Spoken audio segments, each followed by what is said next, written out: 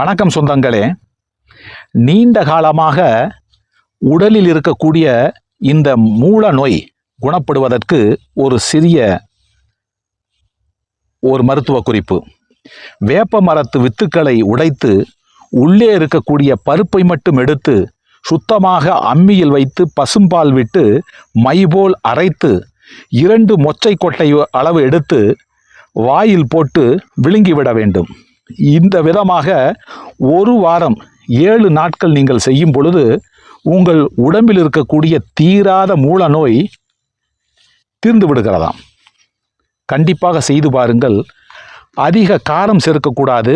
காரம் தேவைப்பட்டால் மிளகு மற்றும் மோர், தயிர், பால் ஆகியவற்றை உபயோகித்துக் கொள்ளலாம். மூலநோய் தீர்வதற்கான குறிப்பு பயன்பெறுங்கள். நன்றி, வணக்கம்.